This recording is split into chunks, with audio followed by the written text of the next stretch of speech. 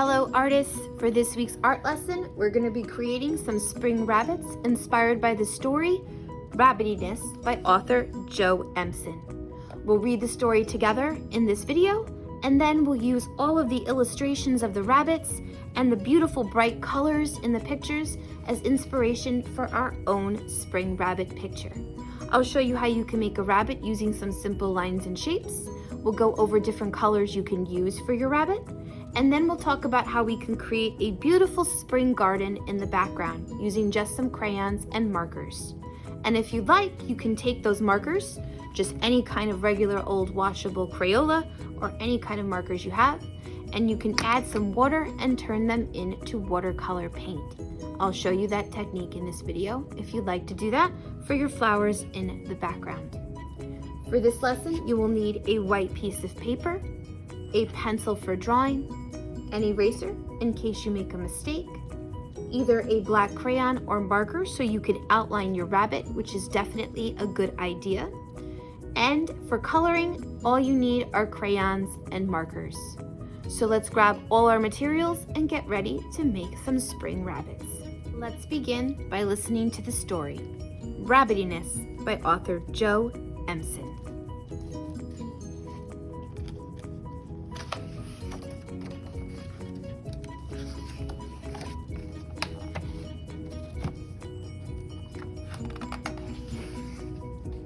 Rabbit liked doing rabbity things. Rabbit liked hopping. Rabbit liked jumping. Rabbit liked twirling his whiskers. Rabbit liked washing his ears. Rabbit liked burrowing. Rabbit liked sleeping. Rabbit also liked doing unrabbity things. He liked painting and making music. This made Rabbit very happy. It made him so happy. All the other rabbits caught his happiness. He filled the woods with color and music. But one day, Rabbit disappeared. The other rabbits were very sad. They couldn't find him anywhere. The woods were quiet and gray. All that Rabbit had left was a hole, a deep, dark hole. But down that deep, dark hole, Rabbit had left some gifts. There were lots of things to make color and music. In time, all the rabbits discovered that they liked doing unrabbity things too. This made them think of Rabbit, which made them happy. In fact, this made them so happy. They filled the woods with color and music once again. The end. So Rabbit liked doing things that a normal rabbit would do, but he also liked doing things that a normal rabbit wouldn't do. His unrabbity hobbies were making music and painting with all of the bright colors and all of his art supplies. So we're going to use the illustration of the rabbit in the story as inspiration for our rabbit in our picture. And we're going to use all those paint splotches and musical notes and bright colors to help us create the pretty spring flowers behind the rabbit in our drawing. Before we begin, let's take our paper and turn it horizontal across in front of us. That way we have enough room to make the rabbit's head and body and his floppy ears up top. We'll also have plenty of space to make the colorful flowers behind him. We're going to start with the head of our rabbit first. So I'm going to go towards the middle of my paper, find my starting spot, and we're going to begin by making a curved line for the top of the rabbit's head. Not too big and not too small. Remember, you could always double check and fix your lines before you move on to the next step. I'm going to go right at the end, and I'm going to curve down and over to the other side to finish off the shape of the rabbit's head. And to make the body, we'll make it very simple. right underneath the head, I'm gonna curve down until I hit the bottom of the page. Once and twice.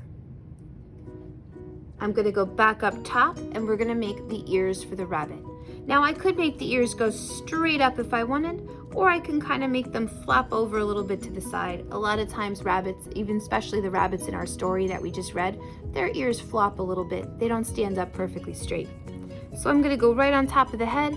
I'm gonna curve my line out on both sides as if I was making the letter J. And then I will simply go where my line ended and come back to the head where I started. Once and twice. I could go inside my ears and add another small curve for the inner part of the ears. It's usually a different color. And I could go back down to the body and I'm gonna add the little furry stomach. So we're just gonna use a wavy line until I get to the bottom of the page on both sides. And I can't forget the fluffy tail. So we're gonna pick a side that you wanna draw your tail on and make a nice fluffy tail with a bumpy, wavy line. There's my basic rabbit body, head, and ears. So now let's go right inside the head and make the rabbit's face. So right in the middle, we're gonna draw the nose first. So I'm gonna start with a smaller curved line and I'm gonna come down to a point as if I were making a triangle. Once and twice. I'm gonna go to the two top ends of my nose and I'm gonna curve up till I get to the top of the head. And I'm gonna draw up till I get to the top of the head one more time. On both sides of the nose, I'm gonna color in a circle for the eye. If you want, you can color it in with your pencil or you can wait to color it in later with a black crayon or marker. I'm gonna go below the nose and make the rabbit's mouth. So right from the point is a line straight down, and then I'm gonna curve out on both sides to give him a smile. And just like in the story, rabbits have whiskers. So on both sides of the mouth, we're gonna make our little dots. And from each dot, we draw our straight whisker line that comes out. And it's fine if it comes out past the head. And there's the basic shape of my rabbit. Now before I go on to any part of my picture, other than this step, I'm going to either take a black marker or crayon and trace what I drew so I see my rabbit nice and neat. Remember, take your time and trace on the lines, and you can even just use a regular black marker. That works perfectly fine when you do that. And then we're gonna color in the rabbit before we make the background. Now you have a choice of what you want your rabbit to be. The rabbit in the story is black and white. I might color my rabbit black and white, but you don't have to do black and white if you don't want to. There's other colors that rabbits can be.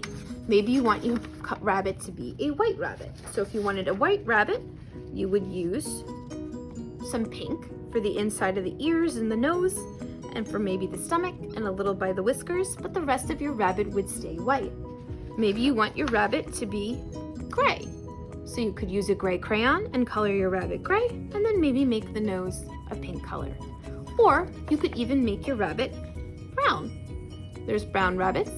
I see them all the time outside, right? Pick another color for the nose and then color your rabbit brown and maybe leave the tail and the part in the center white. So you choose what color you want your rabbit to be. And we're just gonna use some simple crayons to color it in.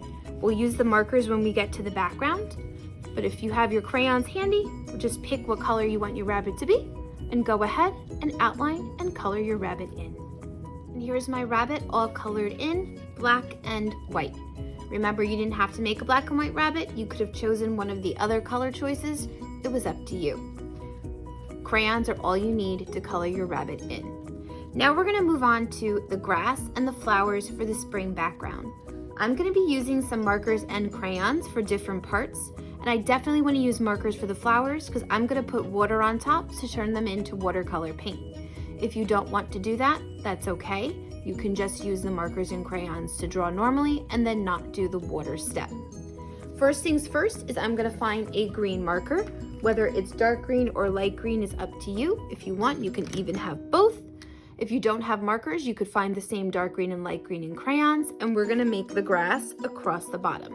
So I want my grass to look nice and tall, so I'm gonna simply take my marker and I'm going to make some hatched straight lines that come up from the bottom of my page up towards the center.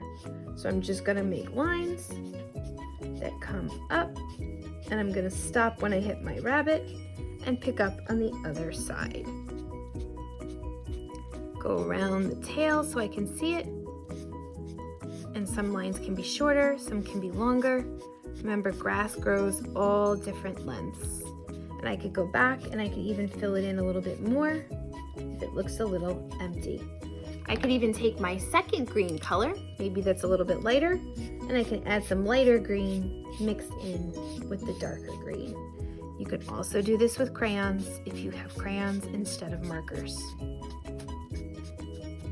Okay, now that my grass is done, we're gonna move on to the flower garden behind my rabbit.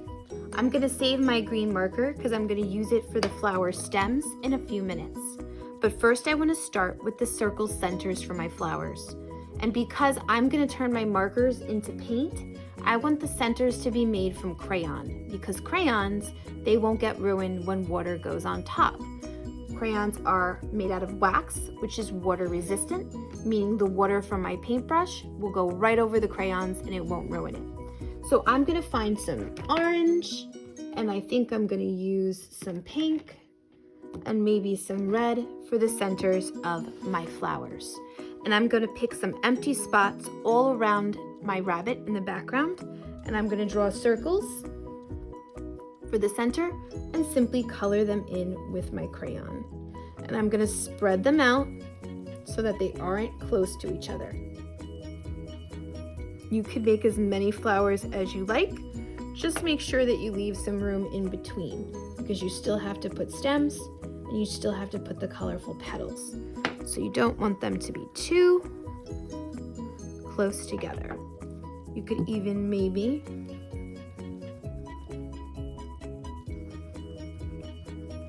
choose another color. I'll use yellow, and maybe you decide to make some that are a little bit smaller. There you go, all spread out in the background. Now that I have the centers of my flowers, I'm gonna go back to my green marker or green crayon, and we're gonna make the stems. So from each one of my circles, I'm gonna make a line for the stem that comes down to the grass. And it doesn't have to be straight, because the stems of flowers aren't always straight. So you can make a wavy line that comes down to the grass, because the flowers grow from the grass. If you have a flower that is behind the rabbit, you're gonna simply draw the line and stop when you hit the rabbit's head or body. Because remember, we can't draw through things, so we stop when we hit something, and maybe you can pick up where you leave off, right? And maybe you can't. Maybe if you had to, it would go through the body, and that's not correct. So if you can't go through, you just stop. But if you can pick up on the other side, like over here, then go right ahead, you can. Everyone draws different in different places, so you just have to use your artist eye to remember what would look right in that situation. Now that you have the centers of the flowers and the green stem lines, we can take that same green and color some little ovals for leaves on the stems. Spread them out, as many as you want.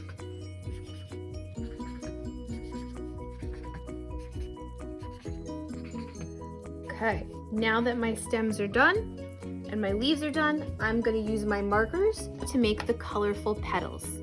Now, if you don't have markers and you just wanna use crayons, that's okay. But I'm gonna use markers because I want them to turn into the watercolor paint. If you don't wanna do the paint step and you still just wanna use markers, that's okay too. You choose whatever materials you have and whichever way you want to create the flowers. So we can make our flowers really colorful. So I'm gonna pick some different purples and pinks, maybe some oranges and reds. I'm gonna think of all the flower colors that we see in the spring. And all I'm gonna do is take my color and I'm going to go around the circle center, and I'm going to simply make little straight lines for the petals, almost like a little firecracker.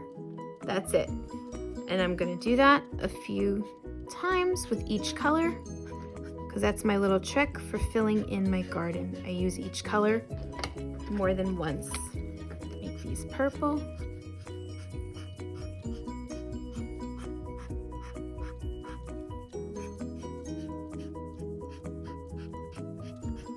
And I would keep going until I filled in all of my flowers. This one's pink. Simple straight dashed lines are all you need. You don't have to go too crazy or make it too difficult to make petals for flowers.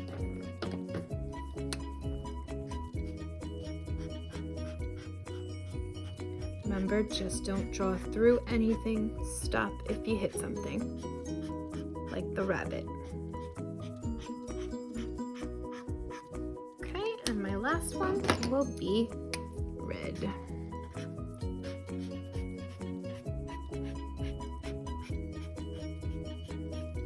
And there's my spring rabbit in the green grass with the flowers behind it. Now I could leave it just the way it is, but if you want to take it that one extra step, you simply just need a cup and a brush of any kind of paintbrush. If you don't have a paintbrush, a Q-tip might work too. And I'm going to take a little bit of water, very little, and pour it into my cup. Just plain clear water is all you need. You don't need any paints, because as long as you used regular Crayola or washable markers of any brand, adding water to these markers will instantly turn them into watercolor paint. The only types of markers that it won't work for are permanent markers. So you don't want to use colored Sharpies, because those won't work. Those are permanent, meaning they won't erase or wash away, so water on top of permanent markers won't work. But any other regular marker, this trick works. So I'm going to use some simple water. I'm going to go right onto my marker, and if I add some water in, I can turn it into watercolor paint. And I can spread it all around the outside of my flower. Just switch and clean your brush when you switch to a new color. You'll still be able to see some of the markers, but it'll also blend a little bit the color that you already have there. Here's the orange.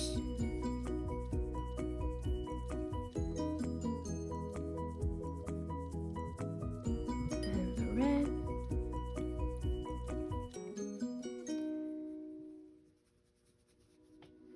And pink. Some colors will be a little bit darker than others, but that's okay.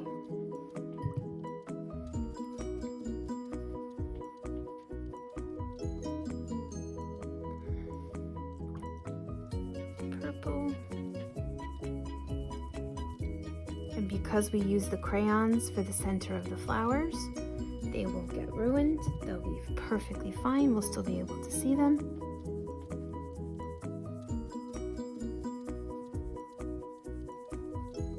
And there you go. You've added an extra little painted effect to your garden behind your rabbit. Remember, it's okay if you don't want to add the water to your marker flowers. If you'd rather only leave them the way they were before with the simple line petals, that's fine. If you would rather make them just with crayons, that's okay too. But this is a fun little marker painting trick that adds an extra little effect to your pictures. So when you're all done, here's one that was finished where I added a lot of flowers in the background.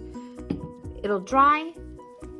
All you have to do is set it aside for a few minutes. It dries pretty quickly, and it'll look really beautiful when it is complete. Remember, take your time with your work. Finish the rabbit completely colored in before you start the green grass and the flowers with whatever materials you choose. Take your time and good luck, and I can't wait to see what these spring rabbits look like when you're done.